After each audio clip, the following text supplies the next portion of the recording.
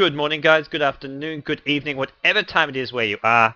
That's the beauty of esports. It is online. We have got a GEST IDC September replay cast here. It is a game in the quarterfinals. SVRES, the team from Cambodia, up against iZone.Gigabyte, the team who won the GEST IDC in August. These two teams made it this far. SVRES, I believe, got 4th place in August, so two of the sort of top teams from last month look to come out again, guys. We're going to hop into this game. It is about to get things underway, or maybe not quite this exact second itself because it is paused. This is a replay, so for those of you who want to check out the replay, maybe combine the replay with my audio. If you're not happy with the video quality, you can go find the replay. It will be on GoDz.net/replays. Find the GEST IDC replay between SVRES and iZone.Gigabyte. Anyways, guys, enough talking, enough babbling. We're going to get right into things. Let's get things started. The draft was already completed. It looks like they did have to remake because of some server issues. I think iZone.Gigabyte were lagging a bit on the non-Filipino servers, but being a Southeast Asia tournament, not all games do get played on the non-Southeast Asia servers. Whoop, 2 seconds, guys. I'm just going to There we go. I was just going to move my chat so I can actually see the chat as well as the game, because it's always great when I can see what you guys are saying. Get some feedback from you guys. You guys let me know what you want to see. So yeah, we're going to see what happens here, what will befall us. We're going to quickly run through the heroes, the picks, seeing as there is no bans, well, no draft information whatsoever. We've got KC playing the winner and looks to be heading down towards the bottom lane. We've got Rubik in the hands of 19, who I believe is Paul. We've got 10 playing the Kunkka. We've got Shadowfiend in the hands of AM. Those of you guys who follow the Philippine Dota scene know him better as Joven or Joven Sanity. Partly why we're casting this replay, he's going to be playing Shadowfiend. Then finally, we've got SK playing the Chaos Knight. I believe that's Atong, who was actually playing as sort of the captain, seeing as Kel is not here. iZone were playing without their captain Kel this month because Kel had some studies, some school stuff, and as a result, he was not here. And we'll see what is going to be coming instead. Over on the SVRES side, we've got Natcam, the captain, playing the Nerubian Weaver. A bit of an interesting pick there. We've got 520 playing the Lich, the sort of the upgrade from 420. Obviously a China fanboy. He's gone from 420 to 520. And then we've got Enigma being played by B, Invoker being played by the Star. And look at this, tri-lane mid. It's not a tri-lane mid, guys, but they're going to go for a double deny at mid lane. They really want to make it hard for this Shadowfiend to farm, so we're going to see them deny 2 creeps from the first wave. Invoker's probably going to be soloing the mid, so we'll see the Star playing that. B playing the Enigma. Then top lane, we've got Queen of Pain in the hands of E. So here we go, double deny action. They've denied one. Enigma's waiting it out, probably wants to bring the conversions over to this jungle camp here with him. Interesting strategy, I've got to say, the double deny. This is going to give iZone a really hard time in the mid lane for Shadowfiend to farm. It's going to push back. There we go, Enigma pulls it. He's going to bring the Eidolons. He's going to bring them into the jungle. So really clever little strategy, and it looks like Lich is actually going to stay mid. This is a dual lane mid, maybe. He pushes it all the way to the creep wave, and now we'll see them look to do whatever last thing it can. You'll see this chat spam happening. This is a replay cast, so you do get a bit of that. Winner versus Co-op is at the top lane. Bottom lane, we've got the Tri-Zone from iZone up against the Weaver. This is an important lane. Have they got Sentries? They haven't, but they have got Chain Stun. I mean, you've got Rubik Telekinesis, CK Stun, Kunkka Turret. Can they latch it on? There's a 2-second stun. There's a turret. Uh-oh, Natcam needs to get the Shikuchi off. He doesn't do it in time. I think he was chain stunned to perfection. The 2-second stun, if that was a 1-second stun, he would have been okay. First blood onto Natcam. I'm glad I caught that one, guys. Very, very glad, because that was, well, I mean, it's where the kills are going to be happening, in the tri lane. Now they'll use some pulls here, try to get some farm with the CK, because CK Kunkka, there's 2 heroes who both want a bit of farm here. iZone off to the better start for now. As we will see Shadowfiend. Look at this, 1 creep kill so far, and we're already past the 1-minute mark, so he's not having the best time at all. Deny after deny. The Star sort of getting the best of Joven at this mid lane, and that's a player you have to shut down when you're up against iZone. Whoever Joven's playing in that mid lane, or maybe sometimes he'll play a side solo or the tri-lane carry, but you've got to shut him down. He's the player who always performs. B in this jungle, using those conversions. Where has Lich gone to? Lich is heading top, so they're going to go for a dual lane top, just to help out this Winner versus Queen of Pain matchup. Winner having the best of this matchup so far. Apparently the stream is lagging a bit. Let me just have a quick check, guys. Quickly pause this off for 2 seconds. It should be okay, guys. I'm not dropping too many frames, but if you're lagging, try refresh it. Try a different quality. The quality might not be all that great because the This is on my Australian internet. Australian internet is kind of bad. For those of you guys who don't know anything about it, it's kind of shitty. But you still can stream. It should be an alright quality. Try the 480p maybe. But we're going to see Shadow Fiend at mid lane not having the best time. He will be able to catch up once they get the Bottle Crow happening. Once he gets his bottle up, once he can start raising up. A lot of people not lagging, so it looks like things are going to go okay here. Winner versus Queen of Pain. Queen of Pain really getting outlasted quite badly. 3 CS to the 12 on Winner. KC having a much better game so far. Up against Ian this top lane, but here come 3 heroes in. Maybe Enigma with the help of Lich. Are going to be looking for a kill on this Winner. A power shot. Oh, Queen of Pain is out of regen, actually. So Winner is looking to go very aggressive. Winner runs in, forces Queen of Pain to blink up. May go for another power shot here. If this lands, it could be the end of this Queen of Pain. He's going for it. Oh, that was close. That was very, very close here. And now Winner finds himself in a world of trouble. The Centaur Warchief goes against the Lich. It's not going to matter. I thought that Centaur Warchief almost saved the Winner. Winner goes down, but applying a lot of pressure. Really playing well at this top lane, but probably not expecting those 3 heroes to be coming in that easily. And look at this. Chaos Knight. He says he realizes the problem at mid lane, that Joven is not having a good time, that Joven needs some help against this Invoker because of all that denies early on, because Invoker can just harass, use the Quas to heal up. Has gone for an early Null Talisman, so very sort of can transition to a Dagon. Probably won't see that, but just very cheap, cost-effective stats. The kill score now 1-1 apiece, and SVRs, their Weaver's done a better job at bottom lane. Hasn't been picked off since that first one. As soon as you sort of get a bit more HP up, it should be okay. I mean, the stun duration from the Torrent doesn't increase. It's the same at all levels. You get increase in the slow. After getting Torrented, there's a slow effect, which gets longer as you level it up, but the stun duration is always the same. The only stun that's going to get longer is the Chaos Knight stun, maybe, and the Telekinesis, but Rubik more likely level up the Fable. So they're actually most deadly at level 1.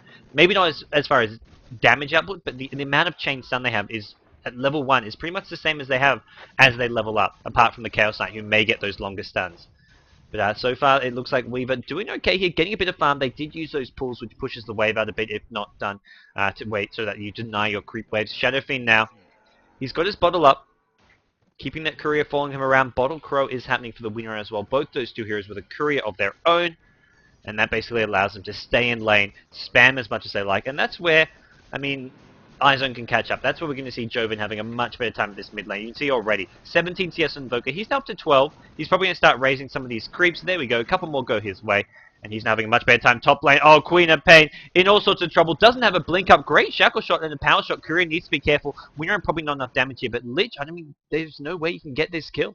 Enigma comes in with a stun, maybe with a Frost Nova. Actually, maybe I have to take that back. Nova comes in. They're going to need a couple more right clicks, but boots up on Windrunner, unless there's another Lich Nova, which there isn't. Clarity could have maybe got there, but Windrunner, superior movement speed with the boots, and, well, Windrunner gets away, picks up a solo kill, and now here comes the Bottle Crow once again. Is it a full bottle, or is he just returning the bottle? It's a full bottle, so this will heal him up. He's going to keep the courier there, and look at this. He sacrifices all his HP, all his mana to get a kill, but he's instantly healed up without having to go back to base. That is the power of the Bottle Crow. That is why Bottle Crow is popular. That is why all these Pinoy teams will do it. And you can see it mid lane, the power of the Bottle Crow. 20 CS on Invoker. Shadow Fiend with 24, 25 now. He's overtaken Invoker despite the fantastic start Invoker had. And this is working out for iZone. You can see he now goes into the neutrals. When he raises, pushes out the wave, then goes into neutral. So he's not wasting any time. He may want to double stack this, or he may just want to straight up kill it. Either way, I mean, it's good. He looks like he's going to go for the double stack here. He's already stacked it once. Oh, I didn't even notice that. So he's going to have a triple stack here. That's going to be a lot of gold when he comes back to raise it. Maybe wait for his level 7. Maybe not. He doesn't even really have to. He can just do that with level 3 raises. So there's a lot of farm awaiting him. And Shadow Fiend is really going to out-farm this Invoker. I mean, he already is starting to do so without any ganks on the Shadow Fiend. Shadow Fiend's a hero. You need a gank. You need to shut down. You can't just rely on that early game deny, the early game start of the Invoker. He will always catch up. He's got the AoE farming potential with the raises. Low mana cost, just a great farming tool. And there we go. Lich smokes up. Just Lich, though. Have they got enough damage to get this kill? They probably should with a Cold Snap, not to mention Invoker can then switch to a Tornado. He's about to hit level 7. It looks like they want to go Cold Snap, needs some more right clicks. He kind of fogs the Invoker. It is nighttime. Tornado comes in. I don't know if there's enough damage here. Lich going to go down. Shadow Fiend bottling up. Oh, he almost survived. That was some great play coming out from Joven. He actually, if that bottle had healed him up a little faster, he would have lived there as well. Invoker was not going to get another right click off. He turns that one around slightly. He does still go down. I mean, It's not the gank SVRES were looking for, but it's still a good trade in the sense that a Lich for a Shadow Fiend, well, it's a good trade. Even in a 2v1 gank scenario where you should kill the Shadow Fiend without dying, but it's still... They give Shadow Fiend a kill, but they slow down his farm, and now he's sort of pushed back to base. The problem's going to be when he goes and farms that big stack there. He's picked up a Poor Man's Shield. Very interesting choice. I'm not sure. I mean, the Eidolons are there, maybe to help block some of the Cold Snap. The Cold Snap only procs if there's enough damage, but as you can see, those right clicks are doing enough damage, even with the Poor Man's Shield, but he's obviously not liking this right click harass that's coming out, so he picks up that Poor Man's Shield. In comes a gank now. Chaos Knight with the Shadow Fiend. Not going to get any kills here. It looks like he will be safe for now. iZone's Joven Sanity on the Shadow Fiend. He's picked up a death, but a kill as well. Bottom lane, Weaver, level 6 with 16 creep kills, bring a health up. Oh, look at this. 42 CS on the Kunkka, played by 10. And he's having a great time farming away at this bottom lane. He's picked up Boots, Bassy. Looks like he wants to get a Vanguard up. And now they're working away on this tier 1 tower. Chaos Knight. He's found Enigma. Enigma, Shackle. Looks like he will go down. Power Shot, well, gets cut short a bit by the Enigma stun, but that's not going to matter. Windrunner, Chaos Knight pick up the kill. Now bottom lane, they're really diving in far. They picked up the tier 1 tower. It did go to the Kunkka as well. Kunkka now up to 1400 gold. He can buy that Vanguard if he wants, or he may just go straight for that Battle Fury. Torrid, Cleave, Weaver gets taken down very, very low. He's got that magic stick and a ring of health. He may try to stay in the lane. Oh, it's the start. Mid lane, they pick up another kill on Joven. It's Lich rotating for another gank.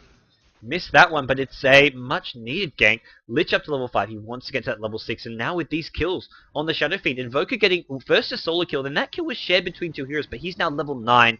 Shadow Fiend just level 8. Maybe wants to go farm this stack of his. It's sitting there awaiting him. But look at this. SVRES, they know what's happening. They've warded it. Lich has put a ward where that big camp is. So he's going to know when Shadow Fiend goes for it. But the problem is, maybe you know Shadow Fiend's going for it, but stopping him doing it is going to be really hard. It looks like they may be heading there now. They may be going for another gank on this Shadow Fiend. Oh dear. Enigma rotating in as well. Level 7, so he'll have a black hole. Unless he's used it somewhere without my knowing it. He's got a black hole, but this should be another kill. Yesterday we saw Santino play Shadow Fiend. For those of you who didn't see that, check it out. And it was a similar story. He got really shut down. That's why Shadow Fiend hasn't been all that popular as of late. Can they catch up to him? Tornado needs a Cold Snap as well. They're going to get the Cold Snap. Lich should be able to hit the Nova from the low ground. Does do so. Well played, Nova. And Shadow Fiend trying to bottle himself up. He's got this magic wand as well. He's going to have to bottle. He's bottling. Couple more right clicks. Are they going to come? Phase Boots needs to go to Wex. One more right click. Should be able to get Invoker going to get the kill. And killing spree for the star. As top lane, it's iZone though, they pick up a kill. They pick up the kill on E. I think it's Queen of Pain. Queen of Pain has a miserable time at top lane. But yeah, back on what I was saying, I mean, for those of you who want to see some more Shadow Fiend, Santino played it for Pacific.Emaxx. That was a couple days ago. I streamed that game, and that was against Neolution, I believe. And Neolution did a good job of shutting down Shadow Fiend. And here we're going to see a similar thing happening. It's 5-4, and Shadow Fiend has been pretty well shut down. I mean, that's 3 quick deaths. 1 and 3. On Joven Shadow Fiend. It's Kunkka though, who's having a fantastic game. Vanguard boots up. Windrunner as well. 54 creep kills, 2-1. Phase boots, Headress, Magic Wand, and a Bracer. And here we go. Gank in on Lich. Can Shadow Fiend? It's just a 1-second stun, unfortunately. One more right click with the raise may do enough damage. Power shot. Windrunner wants his kill. One more right click. Lich will go down. Queen of Pain steeping in, but I don't think Queen of Pain has enough damage. Has mana just for an ultimate or a scream. Not both. Has to blink on out, and wouldn't have been enough damage there by the looks of things. Windrunner with a 13 charge Magic Wand. Be pretty happy at this mid lane. It's bottom lane though. Natcam's come in. It looks like they've killed Kunkka, and that's a hero who was farming so well. Invoker and Enigma committing themselves to that one. Enigma using a black hole, which we didn't catch. No black hole screams for you guys. As SF, he needs help. You are right, John Medina. You are right. But he's got some now. Windrunner, Rubik, they've come on in. Queen of Pain drops an ultimate. It hits the Windrunner. It gets Windrunner very low. In comes the Enigma, the Invoker, EMP. They want this SF. SF going to go down again. Joven's having a miserable time. Meanwhile, Chaos Knight picks up the Queen of Pain. It's like Queen of Pain and SF, the two kind of flashy solo heroes, neither having a good time. 520 denies the tower. Windrunner was looking for that one. Not going to be able to get it. And he's going to back off now. Shadow Fiend, where are you going to go? Where are you going to find that farm? Maybe they're just not going to worry too much about it. With Kunkka farming really well, with Windrunner having a nice start. I mean, they're doing okay here. Kunkka's starting to build that Lothar's edge so we can get that big cleave coming out of Lothar's. And uh-oh. EMP. Rubik in trouble. One more right click will be needed. Neutral creeps get the kill. Oh, that's some denied gold from the Star, who is on that killing spree still. They're going to go for this camp here. Lich actually pops the ultimate. I'm not sure if that's the best decision. Shadowfiend's there. May just want to drop some races, try steal some. It looks like he does get at least one of those. Lich using a Chain Frost. He really wanted those, and they get Joven again. Oh, no. Joven, this is not your game. That is his 5th death. He is 1 in 5. He's pulling a Jules. He's going feed mode. Well, pulling a Jules is you feed, like, you go 0-5 and then you go godlike. So we'll have to see if Joven can turn it around and pull the Jules. Because right now, Joven is off to a terrible start. But if he's gonna channel his inner Jules, he will then turn it around and go 10 and 5. But that's a big call. I mean, I don't know if that's gonna happen. Meanwhile, bottom lane, what is gonna happen is another gank on the Kunkka. He's got a TP scroll. Is there any more stuns? Invoker may be saving one. Is there going to be a tornado? Looks like he doesn't want to use that TP, so he decides he's going to fight it out. The tornado was there. Smart play from Invoker. He didn't throw the tornado to make sure that if Kunkka tried to TP out, there was a tornado there waiting. And now Enigma backs off. Enigma's farming pretty well. Oh, top lane Windrunner gets another kill. It's on E. E-man, what is going on? He's 30 creep kills. He's 0-4. So 1 in 5 SF and 0-4 Queen of Pain. Looks like Windrunner will get out. The mech helping keep himself alive. I mean, he was only just over that 250 HP threshold after the mech, so he would have got down to about 20 HP or so there. And now Invoker starting to build what looks to be a Yule's Scepter here. So not worrying about a 4-staff or any mobility items. Interesting with the Quas Wex. You'll see the Yules for the Exort Invokers because it gives you some more movement speed. It helps set up the Chaos Media plus Deafening Blast combo, but he's going for it with the Quas Wex. And now, what is Joven up to? He's picked up Treads. That's some HP, some survivability. But it's not going to be enough in this ward. I mean, aggressive wards from SVRES. I mean, in the enemy jungle. 520, looking good so far. Although, I'm still... I mean, the Lich ulti, it kind of worked out. They farmed most of those creeps, those neutral creep stack, and denying that from the SF was big. They did not want the SF getting at any cost. Not to mention, SF decided, hey, I can come in, I can go KS some, and he died for it. So, it did pay off, and now we're going to see bottom lane. Chaos Knight, 3-0. Chaos Knight yet to die. He hasn't got any farm as of yet, but he's picked up 3 braces and boots. Kunkka deciding, hey, I can take Ancients. I'm farmed enough to do that. Windrunner, oh, looking to come into this jungle here. We'll spot out some Eidolons. As, oh, Tornado actually misses the EMP lands Shadow Strike. This could be enough. Enigma will have a stun coming in, I believe. Midnight Pulse. Shackle Shot will land, but I don't know if that's going to be enough to keep the Windrunner alive. It may just be. Screamax are going to miss. Windrunner somehow does not go down. Enigma gets the stun of Chain Frost going to be used just to make sure of it. And they had to use that unless Invoker was going to land another big spell. I mean, he's got incredible movement speed with Phase Yules, but Windrunner had a full bottle there with a DD rune. Could have popped that. Could have used another Windrunner. Could have got away. So, well, that was only barely getting that kill. We are proving to be very, very elusive, hard to kill. And, uh-oh, bottom lane. They want the Rubik. They drop a Sentry Ward. Is there enough? There's a 2-second stun, but they haven't really got much burst damage here. And you can see Weaver maybe wants to pop the ultimate. Doesn't actually have it, maybe. It's on cooldown. It's already been popped. Tornado comes in from the Invoker just to scare them off. Weaver going to Shikuchi on out there. Realizes his Sentry Ward. Realizes he has to back off in that camp. He's picked up a Vanguard. He's going for those survivability, those tanky items. As we will see the Enigma Eidolons helping the Queen of Pain out of the top lane. Queen of Pain, no boots even, just null, bottle, magic stick, really in struggle town. 400 gold, and Windrunner's looking to go for another kill. DD rune is there. I mean, with a Shackle Shot, this is probably a kill. I mean, Shackle Shot, Power Shot, a couple of right clicks. Queen of Pain will probably blink away, but Windrunner can chase. Phase boots plus Windrun. Queen of Pain with no boots, leads off with a Power Shot. Shackle knocking a lamp. I don't even know if that matters. Ooh, he's going for it. He pops the Windrun. He's going to have Phase Boots as well. Depends what level is that blink. It's a level 9 Queen of Pain. I think Queen of Pain should be okay. The Power Shot's going to land again. 1 or 2 more right clicks. Queen of Pain in trouble. Hiding now. Just staying in there. We're going to see maybe another Power Shot go. Try scout it out. Oh, it misses. That one misses. He really is looking hard. Not going to get the kill, though. Queen of Pain. If that Shackle Shot had landed, would have been the end of you. But you can see what kind of position this Queen of Pain is in. And it's a pretty sad one right now. Invoker at mid, Yule's level 12, Lich is level 8, Enigma level 11, so really nice start for some of these support heroes, especially Enigma B, who often has some fantastic games with a Blink Dagger up, level 11, Invoker 5-0, 50 creep kills, the Star having a nice game, and then you've got you've got 520 on that Lich, having a decent game for himself. We'll see Atong at the bottom lane, just trying to catch up on farm, get up some items for his team. I mean, he was sitting on 6 creep kills, decides he needs to farm more than the Kunkka at this point. Kunkka probably well on the way for his Lothar's Edge. Although I say that, but it doesn't look like there's any of the pieces being bought up. How much gold does he have?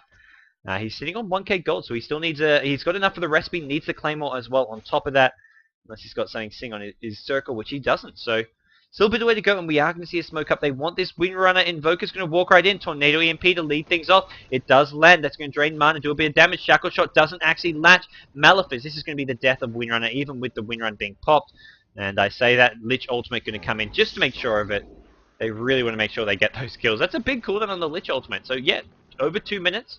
140-second cooldown.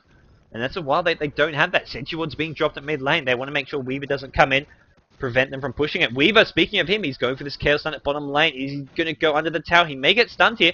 2 seconds only. And that looks like Weaver may be able to get this kill. Couple more right clicks is what he's going to need. He's probably going to time-lapse out. Oh, he does. He gets it just in time. He goes down. No time-lapse. Was it on cooldown? It was on cooldown. Atong, the ultimate. It stalled in long enough that the tower did some big damage and he couldn't get out of there. Nice play from the Chaos Knight. I thought it was going to go down for sure there. I mean, I did expect there to be a time lapse. It wasn't cooldown, but even with it on cooldown, I thought he could Shikuchi on out there. But he survived long enough. And now we're going to see... we'll see E. I feel like we shouldn't even be watching E. He's had such a miserable time. And look at this. Winrow's not even worried about farming. He just wants to find the Queen of Pain. Power Shot scouts him out. That'll scare E. You can see he blinks away as fast as possible. He's actually going to find a DD rune. But still, he's like, okay, get me the hell out of here. I don't want to talk to this Windrunner. I don't want to verse this Windrunner. The good news is Shadow Fiend, since going 1 and 5, he has not picked up any deaths in quite some time now. So either Lothar's Edge or the BKB will be coming up fairly soon. Now we'll see which way he wants to go. He's sitting on 3k gold. I mean, Shadow Fiend's such a fast farmer. SVR the star picks up the T1 tower. Thought Kunkka would have got that deny there, but really nice last hitting. Coming up from Invoker, well timed. Even more gold going into his pockets. Meanwhile, the deny at bottom on the tier 2 coming out from that cam. So SVRES doing a great job of getting that tower control up, making sure they get the last hits on the denies as well as their opponents. And now they grouped up all the Frost Armor, being very proactively put on all these heroes. Just level 1, but it's good against those melee attackers like Chaos Knight, Kunkka. Make sure that you do slow them down, as well as that slight plus armor can help. I mean, you've got the Shadow Fiend Aura, which will lower all these heroes' armors. Invoker, starting to build towards an Academ Scepter. He's got that point booster up. And it looks like SVRES, they've got the Enigma ultimate, they've got the Black Hole. They want to make something happen. The only ultimate they're missing is the Liches, and that's only for another 10 seconds here. The problem is right now, iZone.Gigabyte, they're just split pushing, split farming. You've got Winrun who's at top. Maybe they pick him off, but meanwhile it's Chaos Knight, Rubik farming at mid lane, Kunkka farming the Ancients, and bottom lane you've got Shadow Fiend, you've got Joven farming, and he has now got, well, he's got 1k gold, so he's bought something. It's going to be a BKB, so he's getting close to a BKB, just 200 gold away from that. Actually, make it 50 gold away from that. He's actually sent the courier back to base just so he can buy that. And BKB now up on Shadow Fiend. So 20-minute BKB treads. I mean, it's not good, but it's not bad by any means. And that's with a 1-5 Shadow Fiend. He just flash farmers. He's back up to 100 CS at 20 minutes. So, I mean, that's kind of where you want to be. I mean, free farm, you're looking at around 120, 130 CS at 20 minutes. But 100 CS, that's just kind of contested farms. So he's got that as well as neutral creeps. He's sitting on 36 neutral creeps. Wow, this Shadow Fiend has really caught up. Joven, he's found the space. He's found the space to farm, and it comes down to SVR just letting off the pressure. They haven't gone for the towers. They haven't really been looked to proactively teamfight or push, and they haven't got the heroes to do it. They've only pushed that one mid-tier 1 tower, which we just saw Invoker get, but their lineup isn't built for pushing. Their lineup is maybe built for some sort of carry potential. Speaking of carry potential, the Weaver, one of those carries gets picked off at bottom lane. Natcam caught out, and he's trying to get up that relic, I want to say. Sitting on... Ooh, he's just bought something. Has he just bought that relic? He's sitting on 65 gold, so he must have bought something. Where are you? Where are you, Weaver? What have you bought? Unless he's just been... I mean, he's got Tread's Vanguard. I'd be surprised. He's sitting on only 53 creep kills, so what am I talking about? He's not anywhere near a relic. He's really been having a tough time at getting any farm this game. Yes, there we go. SF, BKB, Treads. And now, where is he going next? SVRES, they lose their courier. That one was the winner. I saw it actually at top lane, I believe. Winner finds the courier kill. And things is going from bad to worse for SVRES right now. I mean, you can see Shadow Fiend picking up these big items. You can see Only really the Invoker doing well, and Weaver, where is he at? He's got these Slippers of Agility, but not much to show for it on top of that. I say Slippers of Agility, 150 gold item. And that's where you'd love to have a Relic at this point. You're 22 minutes in with the Vanguard Treads, having a Relic at this point. I mean, that's kind of like a free farm Weaver, but you want to be at least sort of around 1.5 to 2k gold, getting close to a Relic, but he's just nowhere near it. And that comes to being in that side lane. The Suicide Solo is not a good place to be if you want to play your Weaver as a carry. They're trying to play the Queen of Pain and the Invoker as their two semi-carries. Invoker's delivering the goods, but Queen of Pain getting completely demolished by that top solo Windrunner and not having a good time. Bottom lane, though, Invoker needs to be careful. He can't afford to go down at all. He's such a crucial part for this team. And here we go. Enigma blink. Black hole not going to land. Oh, Chaos Knight. He dodges it with his ultimate. I'm pretty sure the ultimate actually sort of made him get away from that. He was going for a big three-man black hole. Ended up completely airballing it. Chaos Knight, I don't know if you meant to do that. I'm sure you didn't. I mean, you meant to cast ultimate, but he wasn't thinking, oh, I'll cast my ultimate and dodge the black hole. But he did just that. Atong has done just that. And wow, what a play. Weaver at bottom lane, sitting on 60 creep kills here. And he really needs to make sure he's not missing any last hits. Just focus, catch up on that farm. You can see missing a couple of those. He seems to really be rattled here. Natcam, who normally is the star player of this team, he's their captain, he's their carry player, known for some great Nakes play. He's beaten some top teams. They've beaten Pacific.Emaxx, who've won 3 titles, the only team to win 3 titles. They've been beaten on 2 different occasions by SVRES. And Natcam playing a carry Nakes was one of those times. But this game, I mean, it's not just the bad start, but I mean, you can just see he doesn't seem to be in a groove. He's missing last hits. He's getting picked off under Sentry Wards. He's just getting caught out time and time again. So he needs to just sort of forget what happened to him in the early game and basically say, okay, the game's now starting afresh. Sure, we're 23 minutes in, but this is where I need to start focusing and just bring my A game. Speaking of A game, B has brought it. He's sitting on 28 creep kills, starting to build his BKB. He didn't land that last black hole, but apart from that, he's had some really crucial timing, crucial positioning. Level 12, 1, 1, and 6.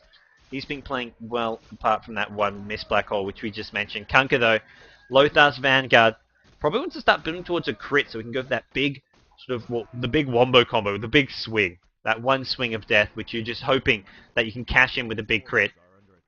And if you get it, sometimes you do insta-kill some of those squishier support heroes, like Lich, sitting on 750 HP, who still has this gem. I really like what 520 has done, going for this early gem, get that complete map dominance up for his team.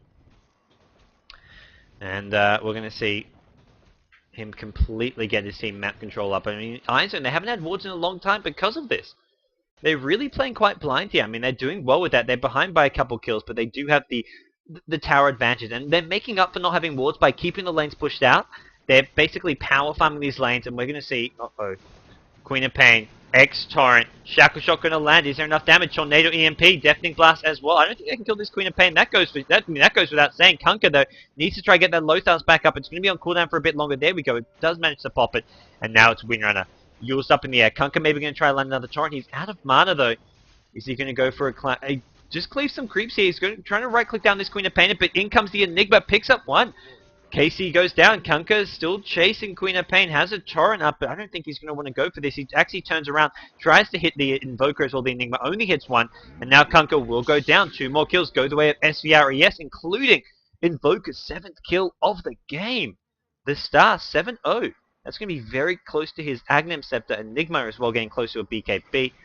We'll take a quick look at the farm. It looks like not too much will happen in a while. 88 for Invoker, 82 for Queen of Pain, 81 for Weaver. So they've split the farm pretty well between 3 heroes, not to mention Enigma, 85 neutral. So they've got 4 heroes with all the farm. Lich, who's had a fantastic game. He's actually not that far. I mean, for a support hero with a gem, boots, he's starting to build up towards a mech. He's looking really good. And then over on the central side, though, you've got some bigger numbers. 124 on SF, 120 on Windrunner, 85 on Kunkka, 45 on Chaos Knight. So they've split it between 3 heroes, with 2 being heavily focused on, and then Chaos Knight doing okay. So I mean, it looks like SVRES have a farm lead. They've got a 4 hero kill lead. What they don't have is the tower and sort of the greater map control. I mean, they've got the ward, they've got better map vision, but as far as map control goes, their lanes are being pushed out more than their opponents are. I mean, basically, the way iZone plays, they just look to farm out these lanes, push them out really far and hard. And it causes, basically, SVRES to have to sit back and push the lanes back out. I mean, they're constantly sitting near their own base. This time it's something a bit different here. Lich is invis, maybe going to look to go in here. Backup is coming, it's not that close, and it looks like iZone have no wards, nothing to spot this out. Tornado EMP. Chaos Knight, it looks like he dodges that with his ultimate, but the problem is he uses his ultimate right into a Lich Chain Frost. They get the kill on Atong, and now they want Rubik as well. Rubik going to go down. SVRES. Invoker picks up a monster kill. 520 is on a killing spree. He's now 3-2. SVRES, great initiation. And, well, SVRES looking really good this game. iZone.Gigabyte in some trouble here. I mean, they've got Windrunner farming well. They've got Shadow Fiend, who really needs to step it up. I mean, I referenced Jules, who often has those bad starts and then goes godlike or something. This is what Shadow Fiend needs to do. Pops a BKB. He's just TPing out of here. Invoker realizes, oh, don't have enough damage to do that. Just going to let you TP out. And we're going to see Windrunner getting close to a Necro Book, I want to say, with this Staff of Wizardry. He's already got the 4 staff up, unless he goes for a Yules, but generally Necro Book is the way these Pinoy players like to go. There we go, Necro Book 1 is up. They'll get a couple Necro Books maybe for their team. Actually, I say that, but there's probably no one else who will because they haven't got any candidates. But these teams, they like to go for these sort of mid to late game Necro Books. They use it to get, whenever they get that push happening, it helps them push a lot faster. You get the sentry vision as well, or the invis vision, I should say, with the Necrobook 3. It's a really useful tool to have.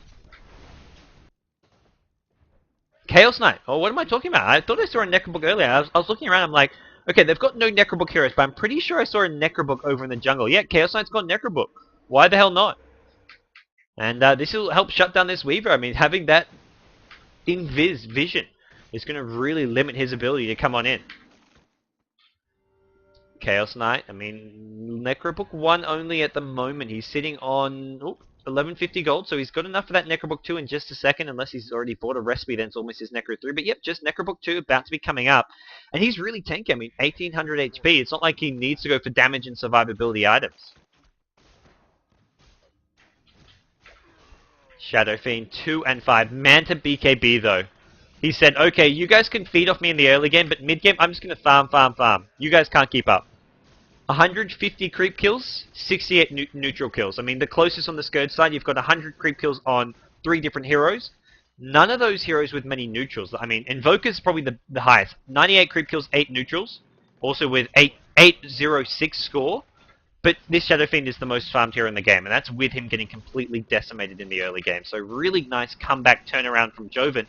But now he's going to deliver the goods. Now he's going to use that farm, use that XP, use those levels to basically land some big ultimates, make some big kills in these team fights. He's got to win this team the game, and we're going to see another pickoff maybe on this Chaos Knight. Midnight Pulse, Black Hole, Lich even uses the ultimate. Maybe you only need one of those 2 ultimates, either the Black Hole or the Lich ultimate, and now maybe iZone want to make a play, go in for this. Doesn't look like they will. Rubik, though, will get caught out. Tornado EMP will land on him. Is there any backup for him? He's going to try TP out. It looks like he will. Clever little play. Oh, no! The Stark godlike streak is now activated, and he picks himself up another kill. Joven at top lane. The Illusion City. 5 Shadow Fiends versus, well, 5 SVRES players. And I've got to say, I think the SVRES players will win that one. Queen of Pain Ultimate wipes out the Manta Illusions, as well as the Illusion Rune that he would have popped from that bottle. But still, I mean, it's SVRES just getting pickoff after pickoff, and that's something that iZone need to be careful with, because they're slowly, I mean, they're getting towers that you can see, they do a bit of damage. SF actually got the tier 2 tower as well before pushing that far out. They've actually taken every single outer tower, while SVRES have only taken 2 of the 6 outer towers, so it's not like either team has a massive lead at this point. If anything, I mean, iZone with this really farmed Shadow Fiend probably have a little more to fall back on, considering that this Weaver is under-farmed. He's got his Relic up now. We're 31 minutes in. Radiant still 1k gold away, or nope, that's not it playing out, just a TP. So yeah, he's still, I mean, Weaver's going to be getting his Radiance up in about 2-3 minutes time. And Shadow Fiend, he's going to have Manta, BKB, maybe even start his Butterfly, his Satanic, whatever he wants to go for next. He's going to have a lot of farm. He's sitting on 2k gold already.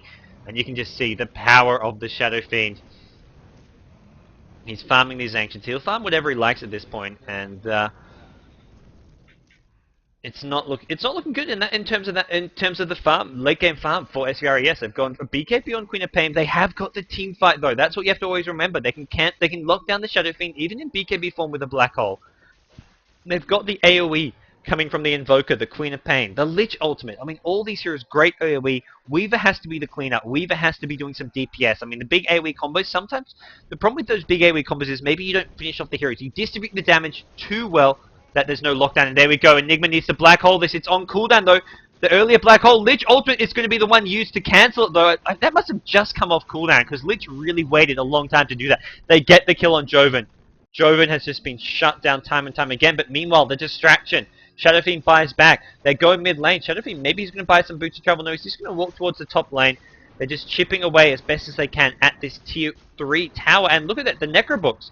The double Necrobook, I think they're only level 2 Necrobooks. Level 3 actually up for the winner, and level 2 for the Chaos Knight. They get the tower down very, very low, and this is just slowly whittling away at the SVRES defense. Sure, they pick off the Shadow Fiend. That's a big, big kill for SVRES to pick up, but having that much damage done, I mean, maybe next time they pick off the Shadow Fiend, they lose his tower. Maybe they pick him up again, they lose a ranged or melee Rax. I mean, they just can't take those kind of trades time and time again.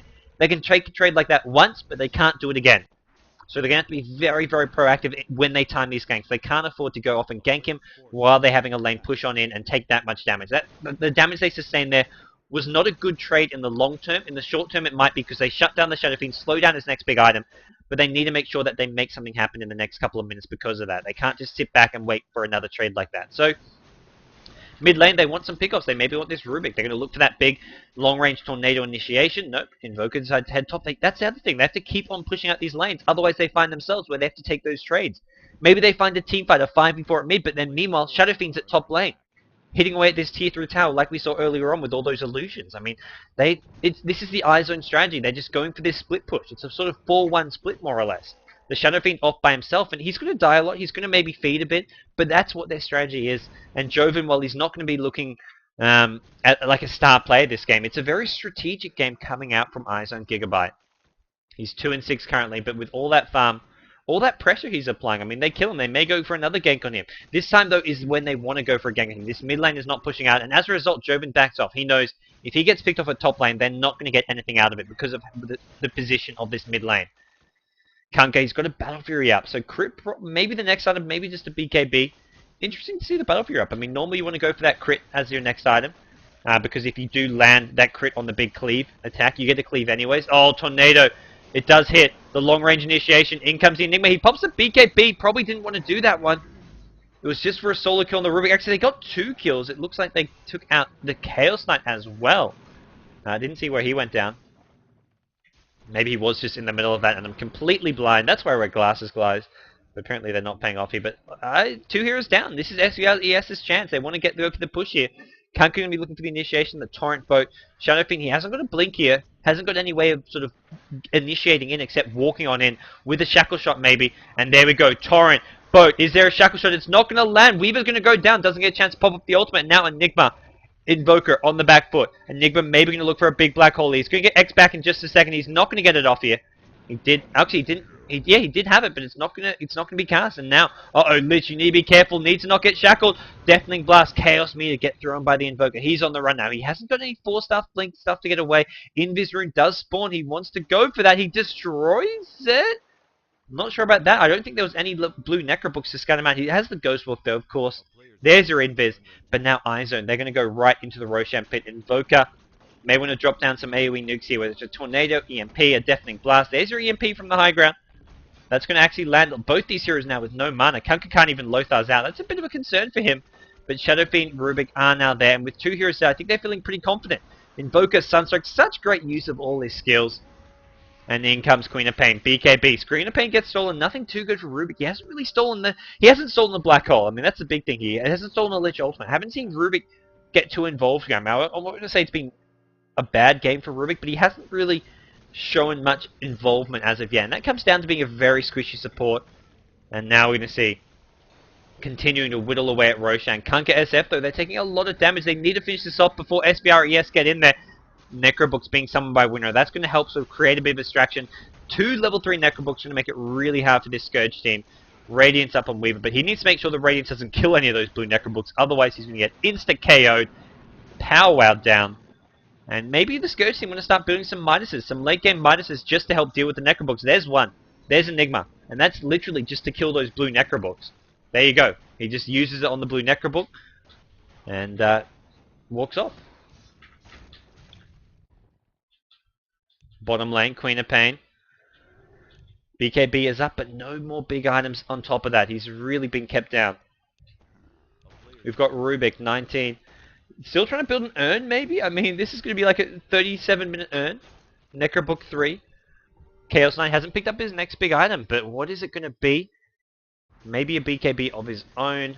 He's sitting on very low gold, so it must be either recently died, recently bought something. There you go. He's got his urn. There we go. Item coming out for Chaos Knight. It's going to be a Drum of Endurance. That's a great way to make one of these braces into something a bit more productive for the team. I mean, you can get that aura. It works well in the late game. It's an aura that they don't have as of yet. I don't think they've even got a mech. Actually, yeah, of course they've got a mech. They've got the mech. They don't really need a pipe against a Scourge team. I mean, there's a lot of AoE damage, but they can heal that off with the mech, and they can just position themselves so they don't all get landed on by those AoE combos. But I mean, pipe, it wouldn't hurt them, but they just haven't really got a good hero to buy it on. And the other good thing, these blue necrobooks, I mean, the level 3 necrobooks with the True Sight, great for dewarding. I mean, we saw Lich who's had this gem. Lich has had this gem all game long.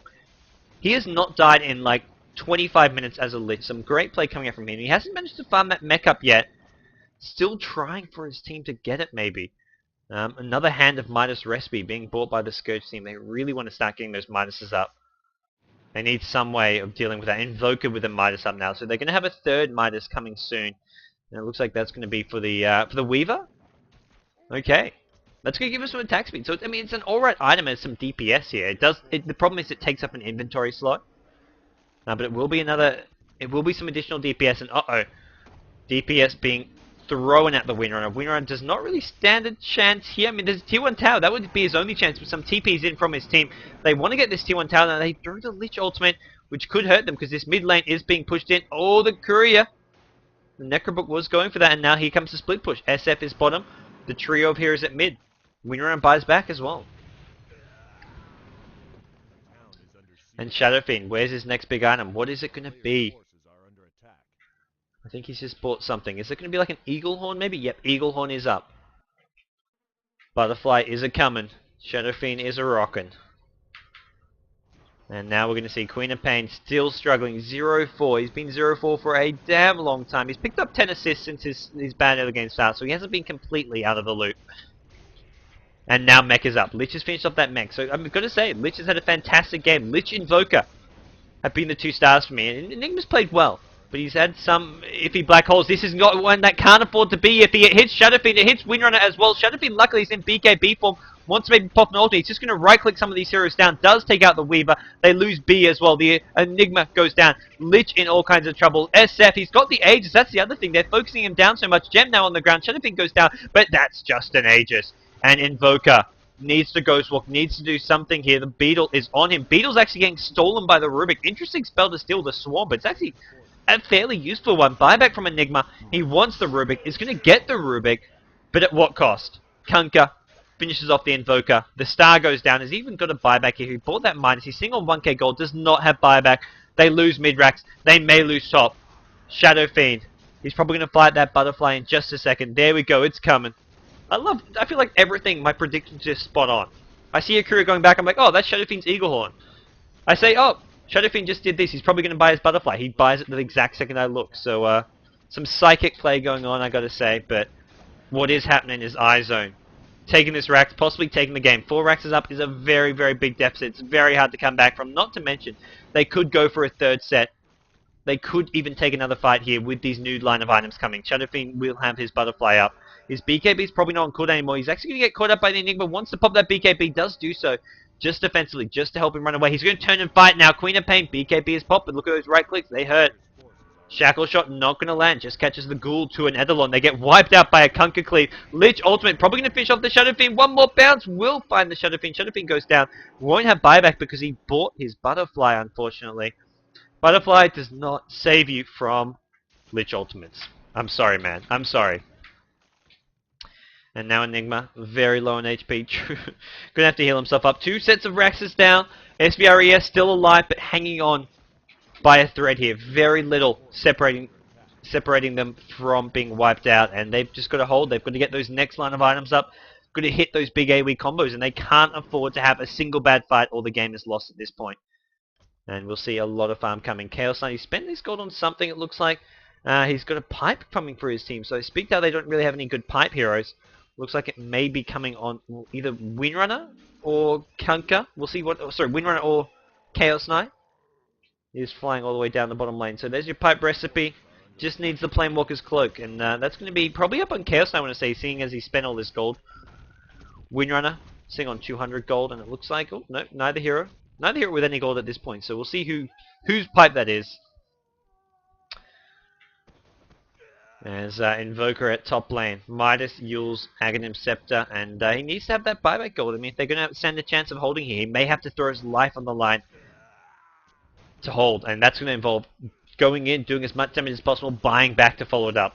I mean, with these BKB on Shadow Fiend, all these Necrobook 3s, I mean, it's going to be almost impossible to hold without some casualties, which is where the buybacks are essential. Queen of Pain, Ultimate Orb, starting to build a Sheepstick here, but the problem is that's... Oh, actually, no, still has buyback on top of that with 2k gold, but just doesn't have a Sheepstick. You really want that Sheepstick up. I mean, you're 42, 43 minutes in almost. And here we go. Windrunner trying to line up a Shackle Shot. There's your pipe of insight. Kunkka as well. He's got the double Crystallis. Decided not to go for a Barrizer, but double Crystallis apparently. Get an increased percent chance of getting a crit, I guess. Although it's a slightly not as high crit. It's not going to do the big... what is this? 1.75. I think Barrizer is 2.5 or 2.25. I can't actually check. It won't let me look at items, guys, unfortunately. That makes me sad. Maybe he just needs to buy a Barrizer, then I'll know. Weaver, Midas. They've gotten all these Midases. It's late game Midas. It's a very strategic thing. They're getting it to kind of those Necrobooks for those of you guys tuning in saying, why are these guys getting Midas this late in the game? Why does the Invoker have a Midas? Why do these supports have Midases? I mean, Enigma with a Midas, Invoker with a Midas, Weaver with a Midas. And he got that after the Radiance Vanguard Dreads, but it's to get rid of these blue Necrobooks, which are just so good at pushing, and they just constantly split push, pressure these lanes. There we go, Midas being thrown down on the blue Necrobook, and they do manage to slow down the push slightly faster. And here we're going to have Chaos at mid lane. He's picked up the Vlad, so they're really stacking auras now, iZone. I love this late game strategy. These are not very expensive items, but they're so cost effective, and having auras late game is just so good. The Vlads, the pipe, which isn't really an aura, but which is still a nice late game, similar to an aura in the way it negates magic damage to all ally heroes, and a big combo, a big amount of damage coming out from this Chaos Knight with the level 3 ultimate. GG's being called offensively by Joven. Looks like it is going to be GG. 520 the Lich, who played a hell of a game. Calls GG, and yeah, really nice game, I have to agree. It was a fantastic game, really well played from both teams. I mean, neither team got completely wiped off the board. SVRES, I mean, they were ahead in terms of kills as well as farm at one point. But Shadow Fiend just, well, he didn't have an amazing game, but he still did what was needed. And it looks like it will be iZone.Gigabyte. This was the quarterfinals. You can check out the rest of the GEST IDC September games over on my YouTube channel, which is youtube.com/GoDz. Be sure to subscribe.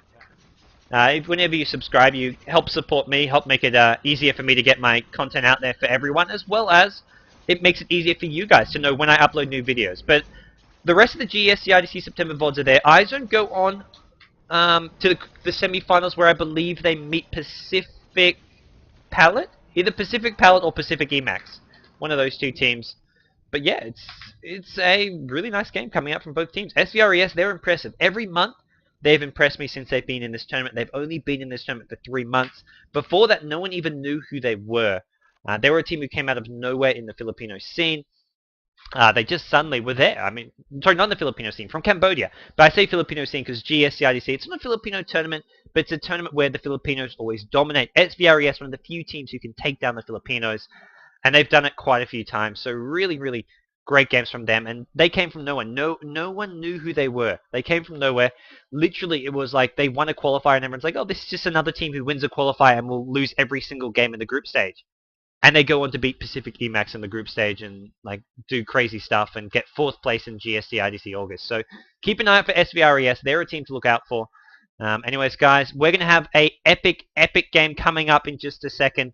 It's going to be a GMPGL game. I'll have to check what the 2 team names are, but it's a crazy game. This is like the kind of games which you have like once in a lifetime. It's absolutely insane. You won't want to miss it. Stay tuned, guys. I'll put on some music and I'll be back soon.